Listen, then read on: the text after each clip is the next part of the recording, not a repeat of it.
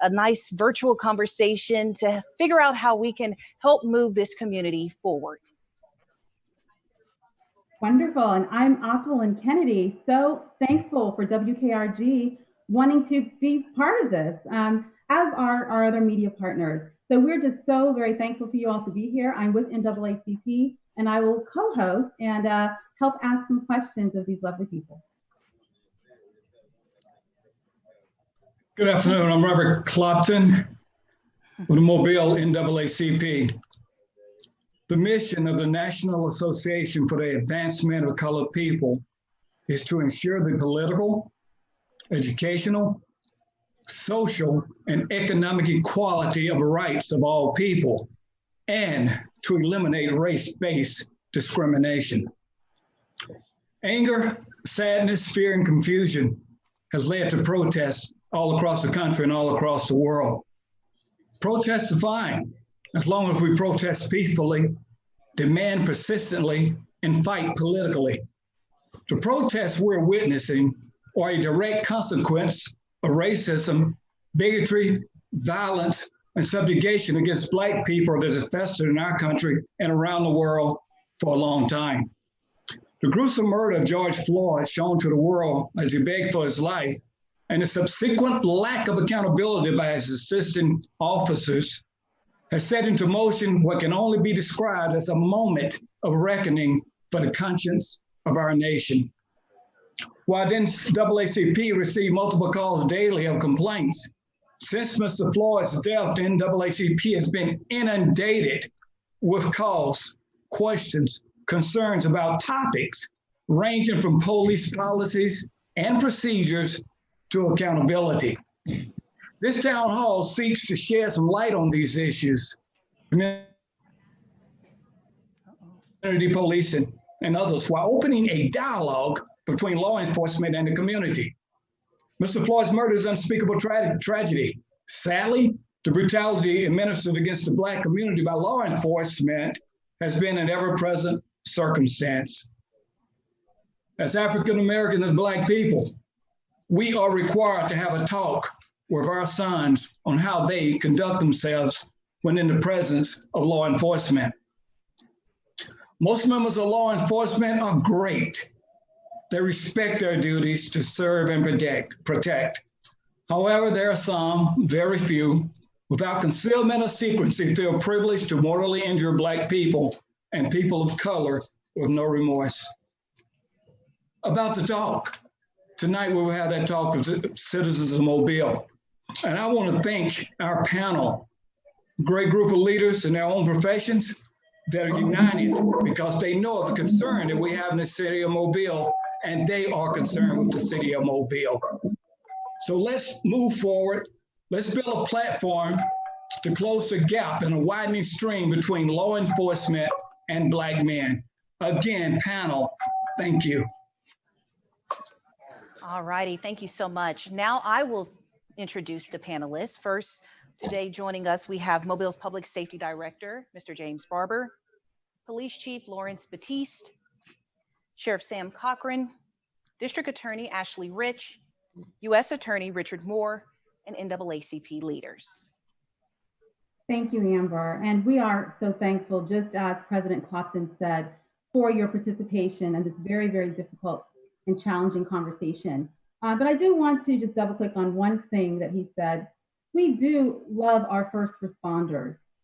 We know that many of you, most of them are wonderful. They take this oath to serve and protect. And this is about, we know that you all are here to help save lives. That's what we want. We want to make sure that we're working together to help save lives. Hopefully, we'll be able to get more information about that and other topics in these next 3 buckets of questions that have been collected by the NAACP. The buckets are policies and procedures, community policing, and accountability. And so with that, we'll start each of these topic areas with a video. And Amber, are you ready to go? Absolutely. Thank you so much, Aquilyn. First up, here's a video that has sparked the attention of many, actually worldwide, as we witness the final minutes leading to the death of George Floyd. a Black man who was being arrested by the Minneapolis Police Department. And as Aquilin mentioned, we are now about to start our questions. The first topic, policies and procedures. And at this time, we will ask questions for Sheriff Cochran, Chief Batiste, and Public Safety Director James Barber. We all have a lot of questions this afternoon. A lot of people sent in questions that they would like to get answered. So we ask that you keep your answers between a minute to a minute and a half. First up, what specific protocols are in place to require officers to intervene and stop excessive force used by other officers and report when fellow officers abuse their power and authority? First, we're going to start off with Sheriff Cochran. Well, I can tell you last year in 2019 in our in-service training, we started a peer-to-peer intervention training in our in-service training. And we first heard of this and learned about a model that New Orleans started doing a couple of years ago. I picked up on it in the Major City Chiefs thing that I attended. And so in 2019, we began sending all of our in-service officers to have that training so that they have a responsibility to intervene if an officer is being overly aggressive or doing something wrong, and the failure for their intervention can bring disciplinary action against them.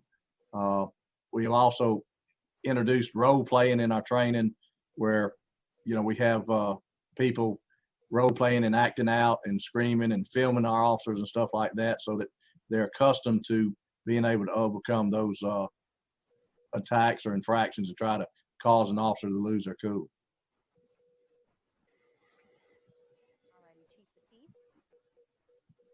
Chief Batiste.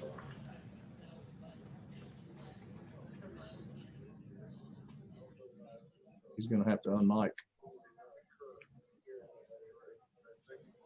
Chief Batiste, can you hear us? I'm unmuting my mic at this time. Can you hear me now? Yes, we can hear you.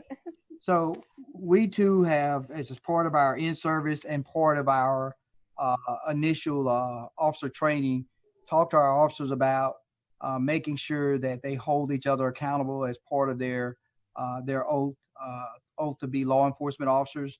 Our goal is to continue to look and see how we can research and see what other people are doing to maybe hold people even more accountable from that perspective. I like the idea that the sheriff brought up about the peer intervention. I've looked at that in some ways to try to get some additional information on that so that I can provide that level of training to our officers here in Mobile.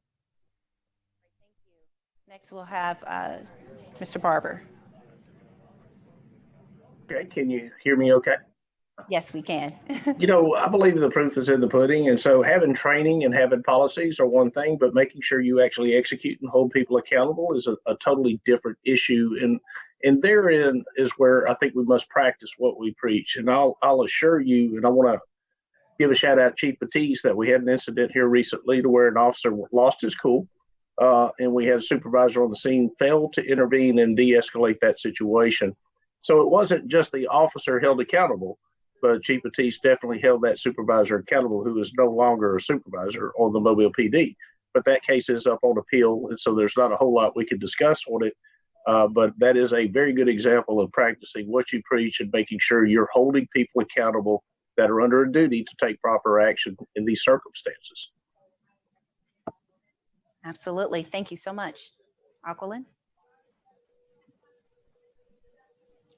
Unmute, please.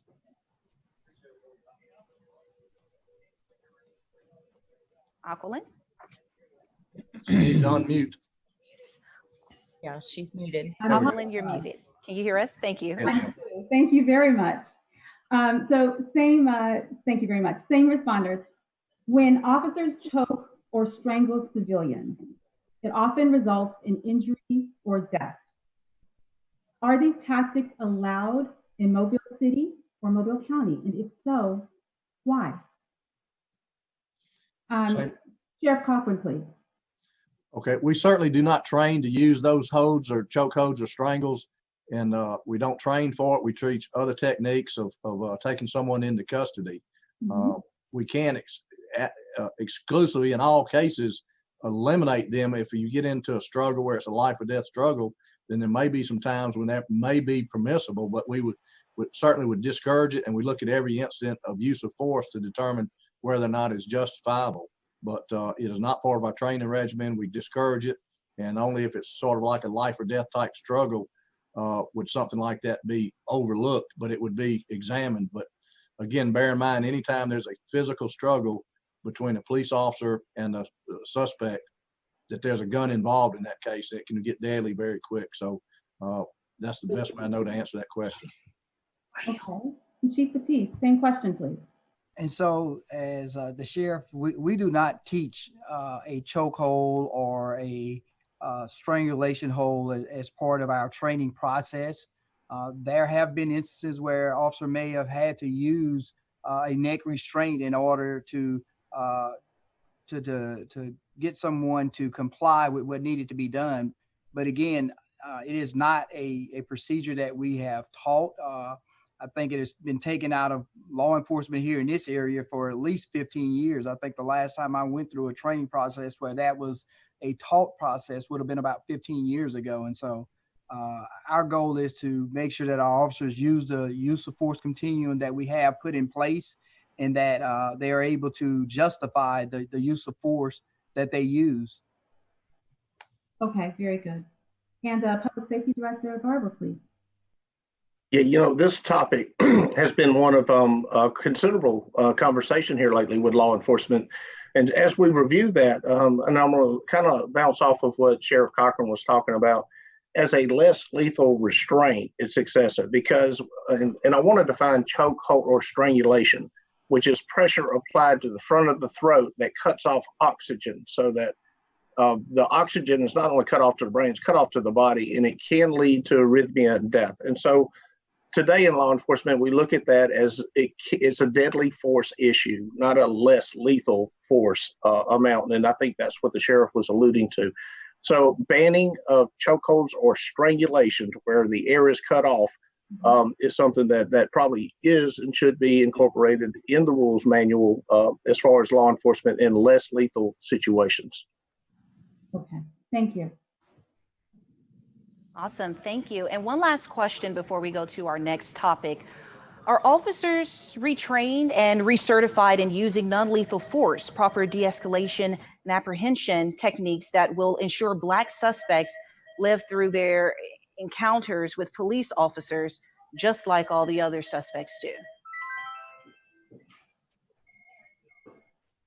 We train de-escalation yearly, and we've done that for the last 4 or 5 years, I think, training our officers to de-escalate and train them to be aware of suicide by a cop. But I disagree somewhat in your statement, is that we don't train differently to apprehend Black males versus white males or anybody else. We use the same de-escalation training for all, but recognize that that we have different encounters with different people. But we certainly train on de-escalation things and the ability to even de-escalation with a knife involved or sharp objects. We've trained new ways to respond to someone armed with a knife or a straight edge, that sometimes it is better to retreat than to try to apprehend somebody if no other citizens are involved that could be put at some kind of risk. But mostly that's with mental illness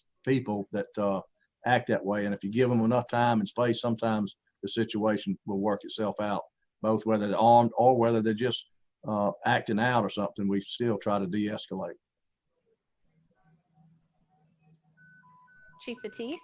So de-escalation training is part of our recruit academy, but we also, as incidents occur on a regular basis nationally, typically they are around the issue of de-escalation. And so we're constantly retraining in that area to address how do we deal with people that may have issues involving mental health. We talk about people that may be having issues involving drugs. And so we even go as far as trying to make sure that when we're responding to calls, making sure we position our vehicles in such a way so that we're not at immediate risk as soon as we step out of the vehicle, using our vehicles as potential barriers so that we have an opportunity to maybe to begin to de-escalate.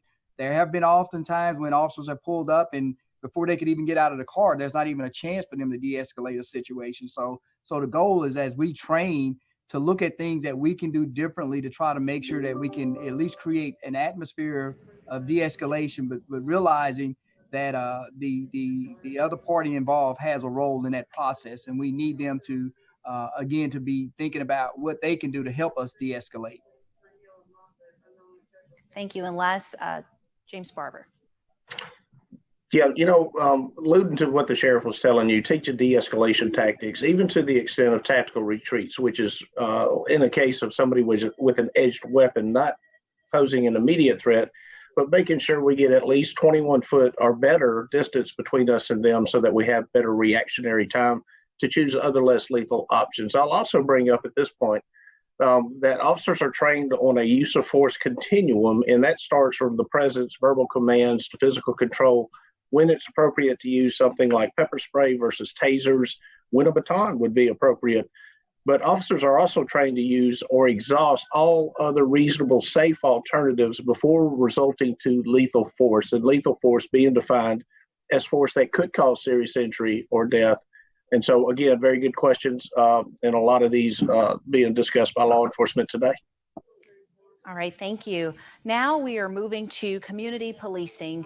And like mentioned before, we are going to start each topic with a video. So take a look at this protest video from Sunday, May 31st, right here in Mobile, as people are responding to the death of George Floyd. This moment started out peaceful, and then as protesters tried to make their way onto the I-10 ramp, we had a minor clash.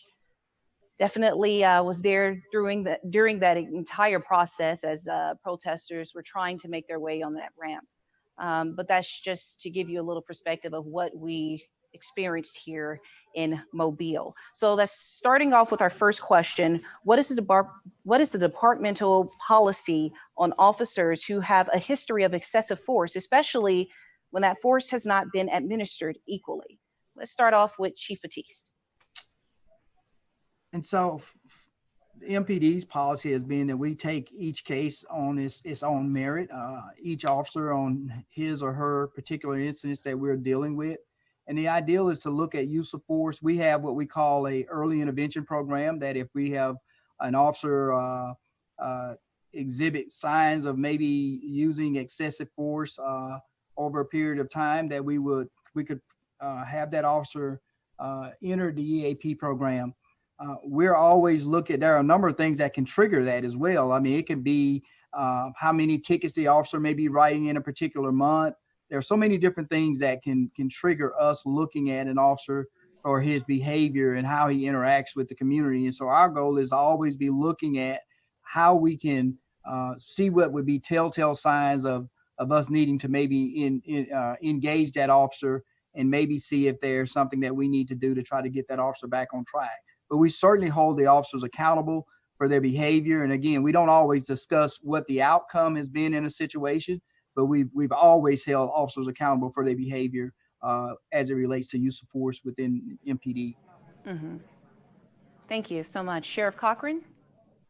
A very similar program to what the police department does. We certainly monitor all the complaints, even if they're unfounded or unsubstantiated. Sometimes you can't substantiate a complaint against an officer, but you don't unfound it. You just can't substantiate it.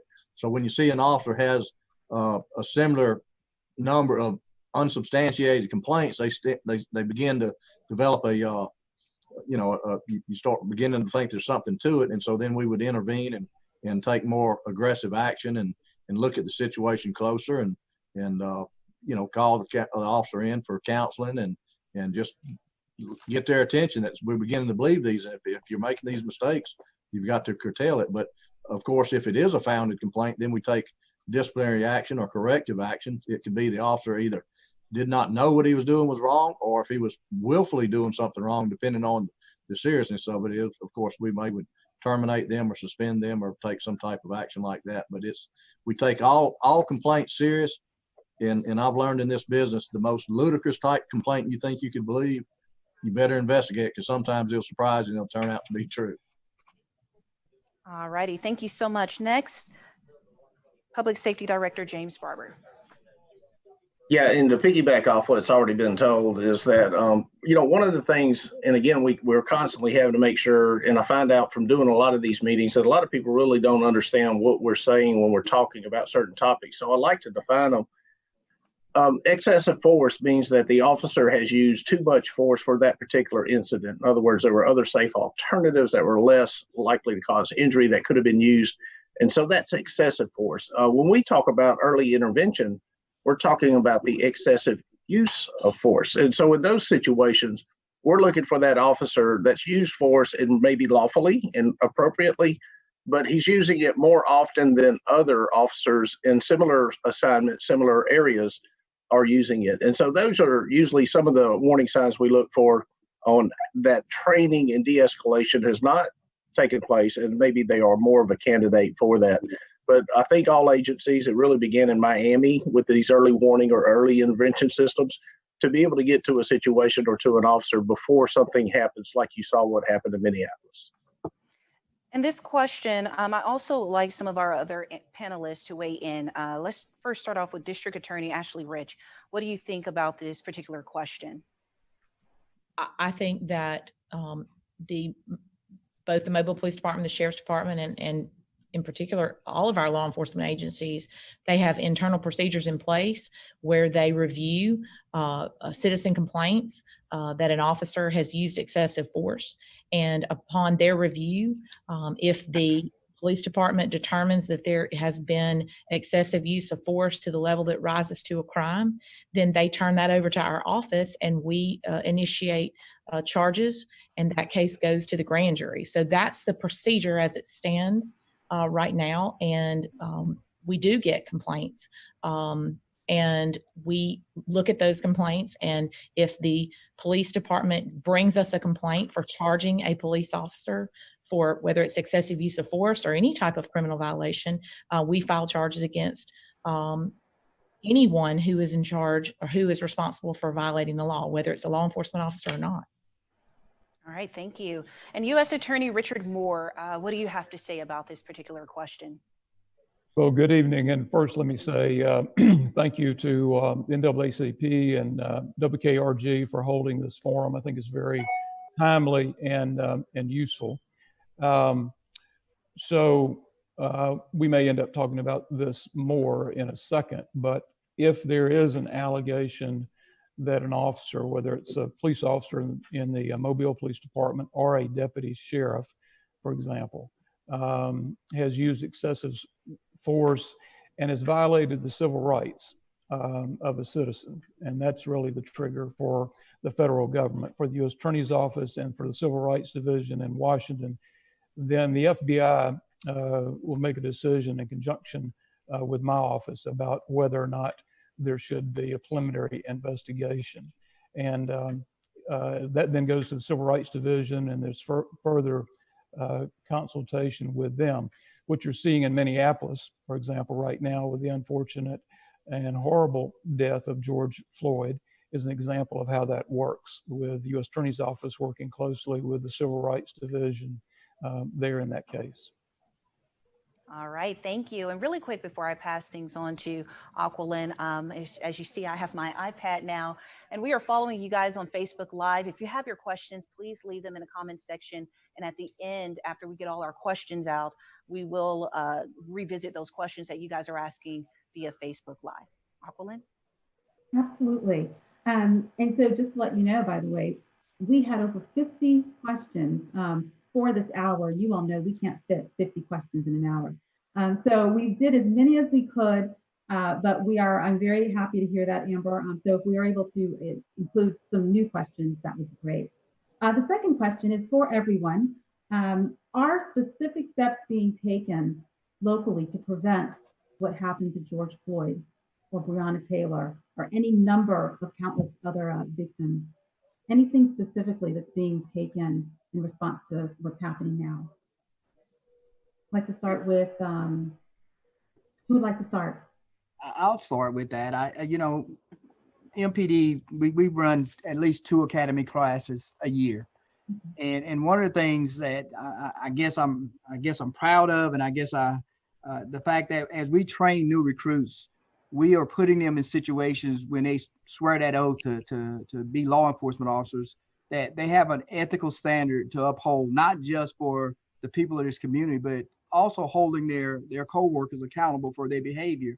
And we've had in the last 2 years, we've had young officers step up and question whether or not something that they were told to do in the field was right by their supervisor. And that, to me, that goes to the training that they're receiving, with them having the belief that if they bring it to somebody's attention, that something will be done about it. And so I think that as we continue to train from that perspective, and making sure that they know that they have an avenue to voice concerns without repercussions, I think that it makes us a better department. And again, it's, you don't like taking disciplinary action against any of your employees, but if they place themselves in that position, and if they place their coworkers in a position that they have to speak out against them, I am glad that we have officers that believe enough in the process here that they will speak up and speak out. Thank you. Who'd like to go next?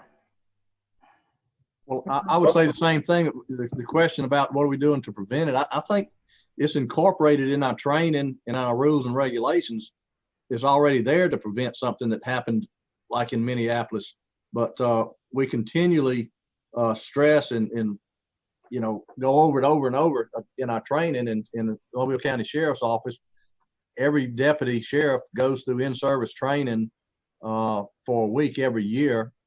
And we'll take some of these hot button items that be part of the training. We always incorporate, I guess you'd say, the latest trends and challenges that we have, but we also recertify them in other things of use of force or less lethal force and things of that nature. But on a additional note, all of our supervisors, once a year, we're blessed with the opportunity to go out to Camp Grace, and we have a 3-day retreat where we mix all of our supervisors together between the Metro Jail supervisors and our deputy sheriffs in the sheriff's office, and we spend 3 days on these same topics that are current trends and current events. And so we teach, and I think we've been able to determine and had a lot of people step up to report misconduct on others. In fact, I think it's a trend that we see more and more today than we did 10 years ago, or certainly 20 years ago, or even I can go back many, many years. But the trend is there that officers now are taking a more proactive approach to report misconduct on the part of a fellow officer. Thank you so much. We appreciate that. And in light of time, we actually would like to probably move on to a couple of questions for Attorney Moore. Yes, absolutely. Yes. Like Aquilin just mentioned, my next question is for Attorney Moore. What will you do to promote racial healing in our community? So I think, first of all, we have to have an appreciation for the level of distrust in our minority communities that exist. To a certain extent, it's hard to gauge that, of the police and law enforcement generally, and I count myself in that group.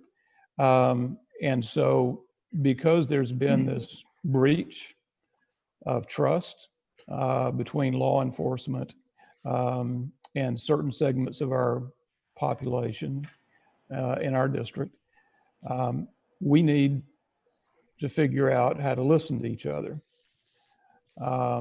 There is a gap in the perception of whether or not law enforcement is fair to African Americans, for example, as opposed to white citizens. And because there is that perception, whether it's reality or not, we need to all come to the table. My intent as U.S. Attorney, the U.S. Attorney has a good bit of authority in terms of convening people. I intend to ask people to come to the table with me and express their views about this gap. And to the extent that we can find a better way to do what we've been doing, and I think our law enforcement partners here actually do a great job, but we shouldn't grade our own test, okay? We should not grade our own test. we need to be open to the feedback we get from the community. And I intend to do that. Absolutely, absolutely. And just in about a minute, kind of a short answer, please, just to follow up on that question. If determined that the use of deadly force was unwarranted by federal guidelines, what further involvement does the U.S. Attorney have in this case? Well, I alluded to that earlier. I think I covered that, but I'll just say this again. If it comes to our attention that there is an allegation that a citizen in our federal district, it's the Southern District of Alabama, 13 counties, has had their civil rights violated, we will confer with the FBI and talk about whether an investigation should be done by the FBI. The FBI will make a recommendation to the Civil Rights Division at the Department of Justice, and then we will determine whether or not the U.S. Attorney's Office and the Civil Rights Division brings charges, criminal or civil, and then we will work together. And again, as I mentioned, that is what is happening in Minneapolis, Minnesota. The U.S. Attorney's Office is working with the Civil Rights Division to prosecute that case. All right, and I just wanted to hop in one more second because our President Clopton may interject here and there, just to let you know. So I don't know if you wanted to say something on this point, President, or? No. I heard it earlier when USA Moore mentioned, especially with the civil rights aspect of it. But if I look back and go back to the apprehension techniques, and I'd like to address one of the responses. One of the responses was from Sheriff Cochran as to apprehension techniques and the utilization of them on all people. But the reason that the words Black people were used is those are the ones that we're seeing that are being killed with the chokeholds up to a chokehold with a knee. And that's why that question was submitted in that particular context. Also, we talk about the recertification, and there's some other parts to it. And it goes on to the training reports. If we have time, we'll come back to that particular question. Thank you, Echo. Thank you. All right, thank you so much. We're going to actually move on to the next topic. But first, we want to play this video right quick. This last video showcases the officers involved have been charged with George Floyd's death. Former officer Derek Chauvin had his knee on Floyd's neck for nearly 9 minutes. He has been charged with second-degree murder. Floyd's co-workers, rookies Thomas Lane and J. Alexander Ewing, they were actually on their 4th day as an officer, and total are all charged as accomplices. Moving forward to our next topic, accountability. Our first question is actually for all of you. Does Mobile have a citizens review board? If so, what's the selection process for members? Let's start off with Chief Batiste. You would go there. So, several years back, there was that we did put together an informal citizen review board. So we have two. We have one that MPD went out and we built a relationship with community leaders here in the city of Mobile that we believe had credibility with the community, and we talked to them, and they sit at the table with us even today. It's been something that was actually put in place when Director Barber was the chief.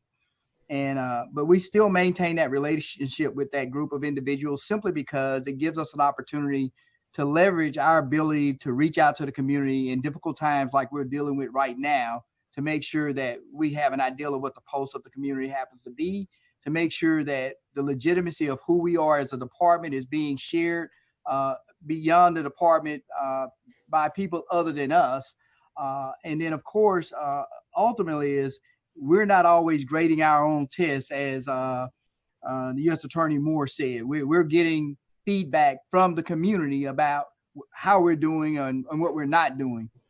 There was an effort to put together a citizen review board that it it functioned. But I think what happened and what I saw happen in the short period of time that they worked was, as they began to see the legitimacy of what we were trying to do as a department, people began to question their legitimacy. And so they thought that they were being brainwashed by the police. And so the ideal is this, is that, you know, we are who we are. Some of the things that have happened in law enforcement, we've earned. And we've admitted that we've earned some of the things that have happened in law enforcement. But ultimately, we want to be as transparent as we possibly can with the community. And we only ask that the community be receptive to listening to both sides of anything that takes place whenever something happens in our community. Mhm. Oh, thank you. Thank you so much. Public Safety Director James Barber, would you like to jump in on that? Yeah, I'll be glad to, and kind of like to build off of what Chief Batiste is talking about. The secondary board he was referring to is not one selected by the police chief or me, but by the city council. Each district having a representative as well as the mayor that sat on an advisory board for police. That happened about 4 years ago, but since then it's disbanded. But I see there's an effort now to reestablish that advisory board that was established by ordinance. Going back to the community leadership, which we to give you an example, the president of NAACP at the time was Ronald Ali, who continues to participate in this particular board, is to review police tactics and strategies. And the reason that is so important is a lot of the perception about heavy police presence and heavy police activity in Black neighborhoods, and so, or inappropriate police tactics, I guess would be the best way. And so making sure that we're reviewing our tactics and that we are targeting criminals or any place that is used to facilitate criminal activity and not a neighborhood. And so that's been very important to us as we review those tactics. It's been very helpful to us to be able to see from a different perspective how other people view that police car when it turns onto their street. So if I may say so, the other parts of that question should not be answered. They're not valid and not responsive because of the fact, and correct me if I'm wrong, that Citizen Advisory Board has been disbanded. Is that correct? Yes, the one created by ordinance by the city council, and that was probably, I believe it was in 2016, hasn't been disbanded. The ordinance is still there, but that advisory board kind of disbanded on its own. It kind of faded away. The members that were selected by council eventually just quit coming to meetings, and then the meeting ceased. And so I do know that they are beginning the process of reappointing membership to that advisory council. But along with Chief Batiste, the most effective ones that we have worked with have been those from the very communities that feel most disenfranchised. And so we continue to do that. There was a meeting last Thursday, for example, with Chief Batiste and quite a few of these leaders that are in the very communities that feel the most disenfranchised about not only what we're seeing in Minneapolis, but how we're doing as Mobile PD and what we can do better in order to work with the community rather than being seen as some type of occupying force in those neighborhoods. Thank you. Move along to DA Rich, please. Yes, sir. At the DA's office, we have every month of each year, we have a grand jury. The grand jury is comprised of 18 members of the community that are chosen randomly by their driver's license number when they appear for jury duty. Those 18 citizens serve in the DA's office for 2 weeks, hearing cases, hearing any felony or misdemeanor that would go to circuit court to determine if the DA's office has enough evidence to move forward with the case or whether a case should stop or end and be no-billed in the grand jury. This is the system of checks and balances that is in place and happens every single month at the Mobile County District Attorney's Office. And I think that is very important that the community, everybody understands that these are not chosen by the DA's office. These are chosen completely randomly, members of the community, to represent the community for a 2-week period each month to make sure that they review everything that we are doing with moving cases forward. Okay. All right. Thank you. Thank you. And next we have a question from Aquilin. So I'm going to turn things over to you. Sure. So Question for District Attorney Rich. Thank you for being right there. So our plan's being developed to ensure that the DA's office is reflective of the racial makeup of Mobile, so that that all citizens will be represented. You know, I'll have to tell you a little bit of history about the DA's office. I started 22 years ago here as an assistant district attorney. My starting salary was $26,000 a year. When I took over as the elected DA in 2011, the starting salary for a licensed attorney fresh out of law school was $45,000 a year. I then had to, we were completely underfunded at the office. I had a lengthy battle with the county commission. They stepped up to the plate and gave us additional funding. And so currently, for the last 4 years, the starting salary at the Mobile County District Attorney's Office is $55,000 a year for a licensed attorney. What is really sad about that is that the average person coming out of law school has a student loan debt of $100,000 or greater. And it's virtually impossible to keep and retain employees that are making a starting salary of $55,000 a year when they have $100,000 or more of student debt. We do our very best. We recruit from all of the southern law schools, not only in Alabama, but in Mississippi, as well as we recruit. We go to the National Black Prosecutors Association's annual meeting, national annual meeting, and they have a job fair, and we go and recruit from that on a national level. We do our very best to employ the highest quality employees. Unfortunately, they can get much better pay at a private law firm than they can working as a public prosecutor. So are you saying that you've actually tried to hire more minorities and they've not taken the offer? They've gone elsewhere? Is that what you're saying? Yes, ma'am, absolutely. And we have minorities who have absolutely come to work here, just as we have a lot of young people come to this office to get training, because they have zero experience when they come out of law school. And so oftentimes, and you can, it's a trend everywhere in prosecution offices, they go to the prosecutor's office to get trial experience, because they can get that very quickly at a prosecutor's office. But oftentimes they only stay 3 or 4 years. Once they get 3 or 4 years of trial experience under their belt, they're much more valuable again in the private sector because they have trial experience. And so they're swooped up.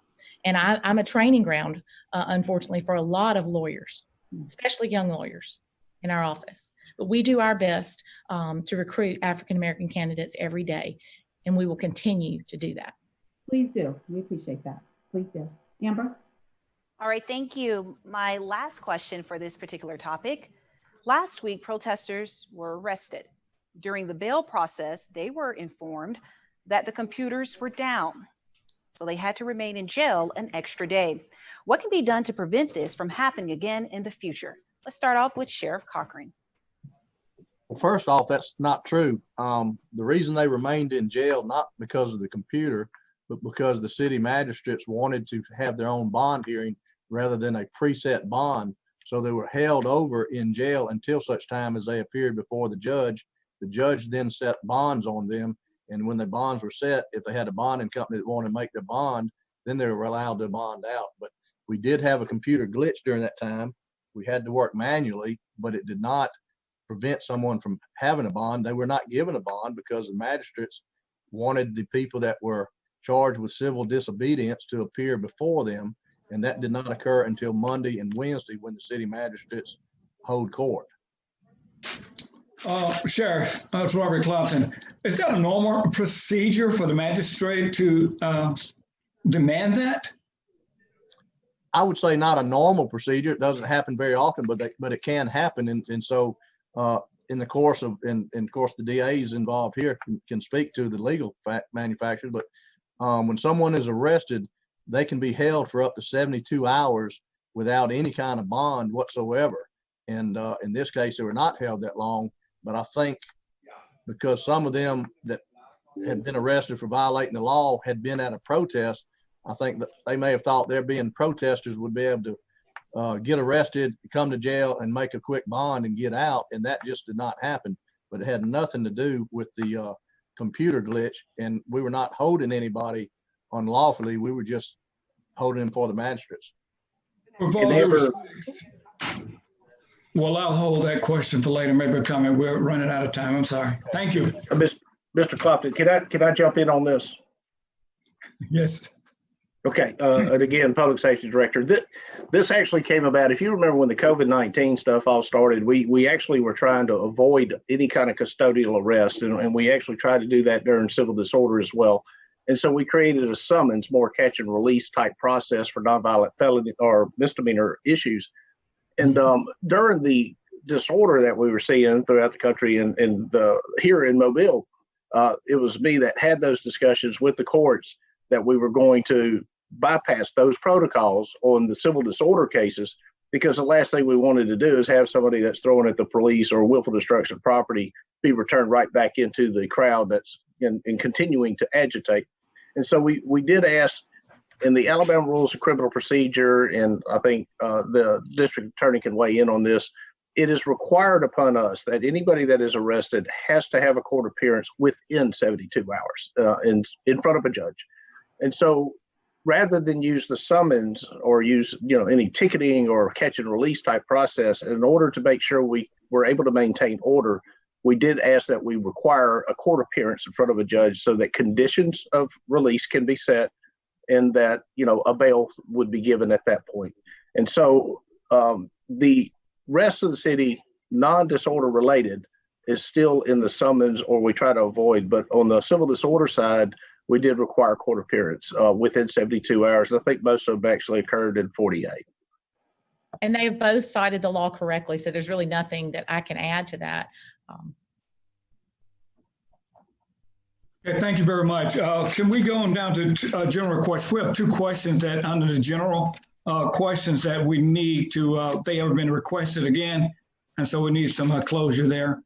Absolutely. I can go ahead with that first question. The NAACP has been contacted repeatedly for help with obtaining an ankle monitor after making bail, but they were told that the monitors were not available. What is the process of attaining an ankle monitor after bail?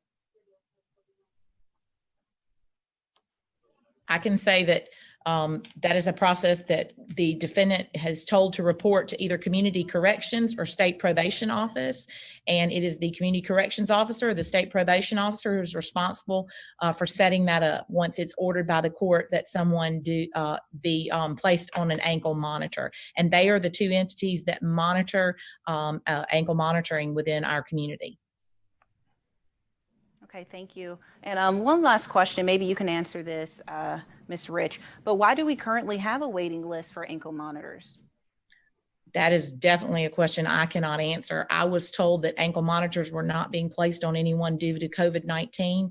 But again, I have no authority over ankle monitors, and my office has nothing to do with ankle monitors. That is a procedure that is ordered by the court and is implemented by either community corrections, jail diversion, or the state probation office. We don't have anything to do with ankle monitors. Thank you. Aquilin? Sure, and just to that question, Sheriff Cochran or Director Barber, would you like to add anything to that? Well, I think Ms. Rich said that, the ankle monitors is at the discretion of the court. There's no law that requires people or allows people to have ankle monitors in lieu of being in jail or making bond. I would just simply add that we're in the process of acquiring some ankle bracelets and are trying to create a program where we can go to the judges and ask them in certain cases, would you allow us to let this defendant out on this ankle bracelet so we can send them home and get them out of the jail? But that's where we've just started it with a small grant we had, and we're wanting to pilot a program to see if that would be a workable solution. But it's more proactive on our part, and not that the defendants have any right to an ankle bracelet to get out of jail. Okay. With all due respect, it's not a right. It was the judge released him after they had went through the bail and bonding process. The requirement was to have an ankle bracelet, monitor, and those were not available at the time. But we'll move on and come back to that at a later time. Thank you very much, Jay, Rich, and Sheriff. Thank you. And in last question that on this part, are functioning body cameras considered an inalienable part of the law enforcement uniform? If not, why not? And if so, are there consequences for this kind of uniform violation that amounts to a severe breach in public trust? Sir Cochran, would you like to start with that and try in about a minute or so? I don't really quite the inalienable statement in there, but body cameras are not required by law or anything like that. And in the state of Alabama, we do not have a state law that regulates the usage of them, the recording of them, the storage of this stuff, the release of it, and all like that. And as such, we do not participate in a body camera program at the sheriff's office. When and if the state fixes that, then we'll take a closer look. But I will tell you that I don't think that we've had any citizen make an official citizen complaint that we've not been able to resolve to the favor of the citizen in a misconduct complaint. There are other ways to investigate. And of course, you see so many people take video anytime there's an arrest being made. We find other people have video, but we have physical evidence, statements by all involved, and we utilize the polygraph exams to get to the bottom of it. And I just don't see that at this time it's a necessary thing that we have. Okay, and I think what I heard you say towards the beginning of that was reaching out to the state to fix it. So are you saying that you think it's something that should be fixed? Because the last part sounds like you don't believe that's necessary. Well, if we don't have a law that tells us how we're to administer it, the public safety director and the Chief Batiste and I both for the last 2 years have tried to get the state legislators to pass a model law that would then regulate how and when the footage is released and how it's kept and who has access to it and all like that. But again, it makes for great TV video and stuff, but it's just not proven to be that beneficial in my opinion. Okay, well, maybe we can help in some way, shape, or form. I wish you could. we'll try. I have no idea. And how about Public Safety Director Barber or Chief Batiste? Would you like to respond to that about the body cameras? You know, I did want to respond to the legislation and why it's so necessary. And if the NAACP is interested in taking a look at the legislation, we certainly think that anybody that's been recorded, either their audio or visually on a body cam, should have some standing to be able to review that. And so, but what we also disagree with from a law enforcement standpoint, that everybody shouldn't have access to your arrest. I mean, so, you know, the body cam video, it's very difficult for us to get people to talk to us about a crime as it is, much less if they thought that witness's statement was going to show up on the 6 o'clock news. And so there's a lot of concerns about the privacy and safety of individuals. We have images of children. We've got images of suspects that are not guilty yet. And we've also got images of, you know, victims in very, sometimes, you know, bad situations, domestics. And so, but people that have standing, if you've been recorded or your voice has been recorded, there should be an option for that without having to release it to everybody. Because I can tell you that if we had to release, we've got 500 police officers in Mobile. If we had to release 24 hours of video, 7 days a week, you know, you can see where we'd have to shut the program down. And we've seen that happen in Seattle, Washington, where they could not keep up with it and just had to take up the body camera. So don't take it away from us as a tool, but let's make sure that we're very thoughtful in the privacy of individuals that are on there and how it impacts law enforcement's ability to have the cooperation of the citizens that know in the confidence that they're not going to be shown to the public with that cooperation. So that's where I speak. I'll let Chief Batiste speak to our policies as far as, yes, it is part of their uniform. Yes, they are to wear it. And yes, there are consequences for intentionally not using that piece of equipment. Really quick before Chief Batiste answer, I have a question from a media standpoint. I know that we are running close to that 7 o'clock hour and a lot of people will be jumping off, but what can we do as the media to assist you all with this community building and move things forward?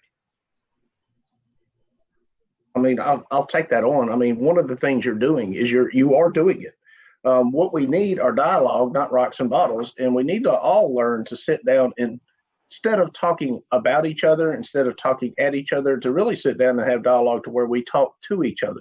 Because I've always said, if we can learn to look beyond the color of skin and beyond the uniform and have that dialogue, we will all find out that we are far more alike than we are different. And so it's very important that we do this. It's very important that we continue to do it and that we work through these issues, build legitimacy and trust with the public, and allow law enforcement. And Mr. Clopton brought this up. There are a lot of really great police officers out here, but we do have bad in every profession. But let's deal with the bad ones. Let's hold them accountable. You have bad doctors. It doesn't mean you quit going to the doctor. So let's hold the accountability. Let's make sure that we're doing what we can as a profession. We hear this thing about defund the police. Actually, it's counterintuitive to what should be happening. We should be increasing the funding to the police so that we can increase the quality of police officers, the training of police officers, the equipping, and then retaining police officers. Because I think Chief Batiste will tell you that we are losing 60 police officers a year. And then when you have an environment like this, the recruiting of qualified candidates becomes very difficult. All right, thank you. Chief Batiste, we'll have to come back to you at a later time. Fine. So in our last statement here, just in closing words, what are your final thoughts in terms of where do we go from here? If you can, each of you share about, 30 seconds to a minute of where do we go from here? Let's start with DA Rich. Would you please start? Sure. One of the programs that we've implemented is we are real heavy on social media at the DA's office because we think the public needs to know exactly what's going on, and there'd be the public know when something is happening in court, when someone's getting sentenced, when someone's on trial, all of those things. Communication has been said numerous times here tonight. Communication is the key, communication to the public about what actually is going on, because oftentimes most people don't know what happens at the courthouse unless it directly affects them. But more people need to understand what is going on at the courthouse and what we are doing at the Mobile County DA's office. And I'd just like to add, one of the things that's so important is any officer involved use of force, excessive use of force, is presented to a mobile grand jury. Most people don't realize that. And I think that's very important. All officers know that if they are involved in a situation where there is a death, God forbid, that is also presented to a Mobile County grand jury. And there are 18 members of the community that review the facts and circumstances surrounding that. And that is very, very important. But to me, in closing, I just think that communication and open lines of communication, I've had that very discussion with Mr. Clopton over the last 6 months, it is important. And information being given to the public is so very important. And I definitely hear you. How about you, Chief Batiste? Would you tell us where do we go from here in about 30 seconds to a minute? So in about 30 seconds or less is, where we go from here is continue to have dialogue. I think Director Barber said it earlier.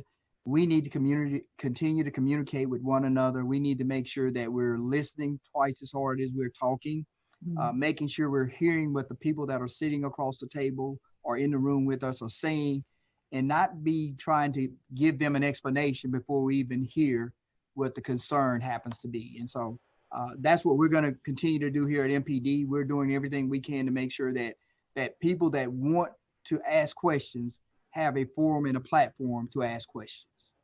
Absolutely. Thank you. Director Barber. Yes, and again, the same thing, like I was saying, the dialogue is so important. But, dialogue with constant explanation is not really useful until you understand the perception of the people that you're talking to. And so, and it really has to go both ways, is that we need to understand the perceptions and not automatically get defensive about our policy and procedure, and at least look and see what do they believe our policy and procedure is, and then proceed with review of policy and procedure. But we also ask that other people that are on the other side of this that really do think that law enforcement has something to hide, to really understand, to learn, to look from our perception too, and what it is that law enforcement sees and what we see inside that yellow crime scene tape, and how do we together make our community safer. And I said this earlier, what tactics and strategies are acceptable for us to do a better job. Exactly. How about you, U.S. Attorney Moore, please? Where do we go from here? Well, same thing that you've been hearing. I'll just tell you my own experience as being the U.S. Attorney in Mobile for the last 3 years is these folks that you've been talking to this evening, they are committed to listening. They have been in dialogue with the community. This won't be new. The reality is, though, that we apparently have not listened well enough. And so my commitment is to find the right forum so we can all come together, know who needs to be at the table. And we, as Jim Barbour just said, we don't need to just talk and deliberate. We need to figure out what will work and will be not only perceived to be most fair, but will actually be most fair in terms of law enforcement for all of our citizens. Thank you. Sheriff Cochran? They toss to me, we're just going to. Well, you know, I've long advocated reform in law enforcement. We know what our problems are, but we just don't get the support to help us reform it. We need to move from minimum standards to maximum standards, and that attrition that Chief Barber talked about. You know, when they hire or lose 60 officers a year, you hire 60 more, and what happens? You get 2 or 3 bad apples come in the door. It takes you a couple of years to weed them out, but in the meantime, you've lost 60 more officers. You got to hire them. We've got to stop the attrition, raise our minimum standards, and I've long advocated for a national commission on law enforcement. And I hate to see this type thing force it, but it's long overdue. And of course, I'm working with one of our representatives. You know, President Trump did appoint a commission a year or so ago, and Sheriff Santiago from up near Birmingham is on it, and I'm communicating with him with recommendations that we can improve law enforcement. We know we've got bad apples. Thank you for sharing. President Clopton, would you like to say a final word? Yeah, really, to have these type of conversations, they're really difficult, and they're difficult for everyone. The perceptions, different people perceive it in different manners, but however, as the sheriff said, there has to be reform. Mm-hmm. But then again, the reform has to be complete to the extent that it addresses the chokeholds. Don't get me wrong. When it's life-threatening, any way you can to de-escalate or get out of a situation, you're going to do it. I'm human myself. However, it should not be a first resort. We have to require de-escalation. It should be a requirement that there should be a warning before the actual shooting. There should be a duty for a policeman or any law enforcement to intervene when it's inappropriate. I would also, I would ban all shootings into vehicles if it was me, and I do recommend it. And require the use of force continuum. You know, that's just a couple of things, and you know, we could all go home, but I want to first thank each and every one of you for your time this afternoon, for your questions, your input, because as everyone has said, we have to have communication. Someone has to listen. It's a difference between hearing and listening. And then there's a difference in processing and overlooking as well. But we have to get or try to understand, and again, build that bridge that crosses that ever expanding stream between law enforcement and the Black community. All right, thank you so much. I know that it's now after 7, and we do have a lot of citizen feedback questions coming in via Facebook. And I'm not sure if many of you would like to stick around maybe for 5 extra minutes to answer at least 1 or 2 questions from citizens. If so, yes, thank you. And if you have to jump off, we definitely understand. We greatly appreciate you being here and your openness. Thank you so much. We do hope you can stay for a few minutes. All righty. And one of the questions that we received, I know that you all mentioned that a little bit during the closing statements, but one of the main questions that we noticed a lot in our feeds, a lot of people asking what is being done to weed out the bad cops or the bad ones in the police force and on the sheriff department. Chief Batiste, Sheriff Cochran, you guys can jump in to answer that. I think what the sheriff said earlier is that, you know, one, if people feel like they have been wronged by law enforcement, they need to make the complaint, because sometimes you don't get the trigger with the first incident that occurred. You know, there may not be sufficient enough evidence or information to proceed in the investigation. But if you have repetitive complaints against the same officer over and over again, red flags go off as a result of that. And so again, people have to feel empowered to at least make the report. They can't just say, I was afraid that there was going to be retaliation by law enforcement. They have to be empowered enough to make the complaint so that we can start seeing the telltale signs of maybe that's a bad seed.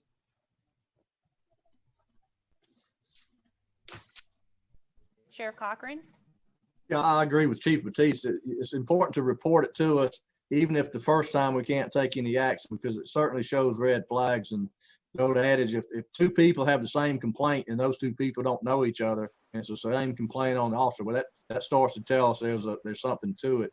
And I've often said that the people have to be the eyes and ears for the administrators, for law enforcement, because let's be frank, an officer is not going to commit an unlawful act in front of a bunch of witnesses. It's more apt he's going to do it when it's just him and the victim. So again, we need the trust of the community to trust us that we're going to do our jobs and we're going to investigate and we're going to do everything we can to weed out any bad I'd like officers. to just add that currently right now, although I can't talk about specifics of the cases, but we have 3 law enforcement officers under indictment.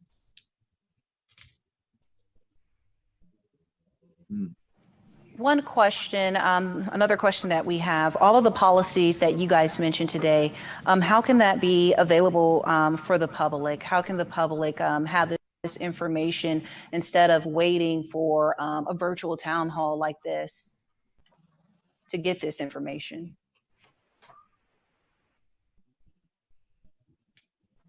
You know, Amber, I guess I'll jump in right here. Already, there's been discussion with Mobile PD that we're trying to assemble a way to conduct a proper and appropriate review.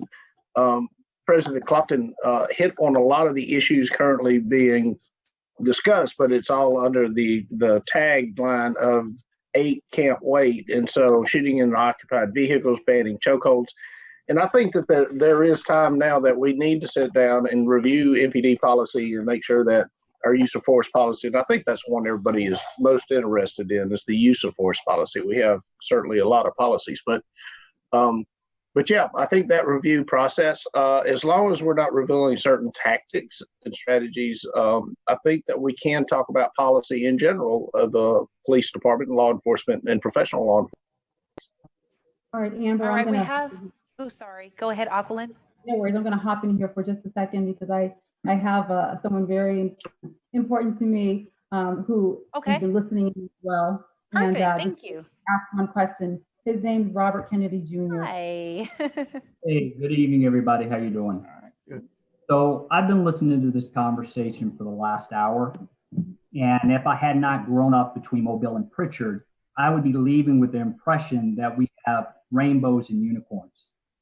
Okay. And so Perfect. I'm Thank you. struggling here because I know as a first step this has been positive, but there are some specifics that have not been addressed this evening that I would love to see you guys address at other points in the future when you have an opportunity. The 2 names that keep running through my mind most with the biggest spotlight are Michael Moore, who actually passed away in 2016 at the hand of an officer. The other name that runs through my mind is Lawrence Hawkins, who died in his driveway in the city of Pritchard. In one situation, you had a white police officer and a black victim. In another situation, you had a black police officer and a black victim. And then when I listened to you talk through the continuum of force and that you did not train anybody to use a chokehold, I think about Shakisha Clemens on the floor in Sarah Land with a hand around her throat, as well as Howard Green more recently with 2 hands around his throat. So I understand this is an important first step. I'm very thankful that you've done it, but there are a lot of people who would communicate with you in a way that's different. And as we continue the conversation to go forward, my hope and prayer is that you engage some of them as well so that some of these specific situations can get addressed. Until then, I thank you. Thank you all. We received via Facebook from Leela Victoria. Are the use of no-knock warrants allowed in MPD? I can't speak on yours, can I? Everything. I done went out on the phone and everywhere. Hello? Do you want to sign in? I saw your name, but do you want to sign back in? Yeah. Okay. One more time for this question. Definitely getting used to our new normal. I'm sure that this is a first for many of us. But one more time, this Facebook question from Leela Victoria. Are the use of no-knock warrants allowed in MPD? Chief Batiste. All of I've had to look back at that. I have to look at the policy. I did not look at that before I came in here, but typically we don't, we have search warrants where we have to knock and announce who we are in any situation. And so the goal is, again, we don't do nighttime search warrants, especially narcotic search warrants. And as far as I think the director might be able to speak a little bit more to that. I'm not really sure if we use no knock in the last year or two. Yeah, Amber, I'll jump in if you got a minute.